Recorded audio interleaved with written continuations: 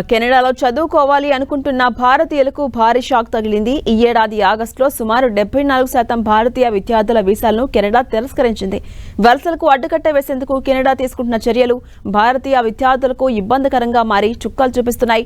అంతర్జాతీయ విద్యార్థులకు కెనడా జారీ చేసే స్టూడెంట్ పర్మిట్లలో వరుసగా రెండో ఏడాది కూడా కోతపడింది. ఈ ఆగస్టు నెలలో భారతీయ విద్యార్థుల వీసా దరఖాస్తుల్లో ఏకంగా 74% తిరస్కరించినట్టుగా కెనడా ప్రభుత్వం స్పష్టం చేసింది. 2023లో 32% వీసాలను తిరస్కరించింది కెనడా. ఈ ఆగస్టులో చైనా విద్యార్థుల దరఖాస్తులో కేవలం 24% మాత్రమే తిరస్కరించింది. కానీ అంతర్జాతీయంగా 40% విద్యార్థుల వీసా దరఖాస్తులను రిజెక్ట్ చేసింది కెనడా. భారతీయ విద్యార్థుల వీసా అప్లికేషన్స్ లో భారీగా కోత పెట్టింది. 2023 ఆగస్టులో 20,900 మంది ఇండియన్ స్టూడెంట్స్ దరఖాస్తు చేసుకున్నారు.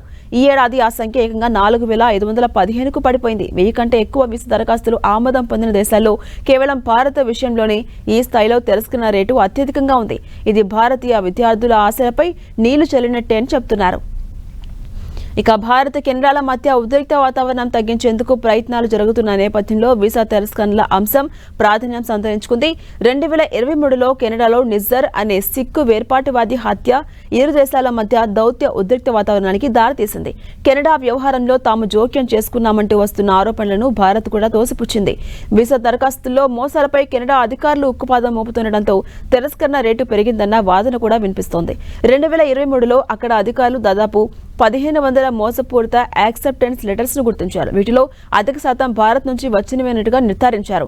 ఇక గత ఏడాది తనిఖీలను కెనడా సర్కార్ మరింత కట్టుదిట్టం చేసింది. దీంతో మొత్తం 14,000 లెటర్స్ ఆఫ్ యాక్సెప్టెన్స్లలో మోసాలు జరిగినట్టుగా వెలుగులోకి వచ్చింది.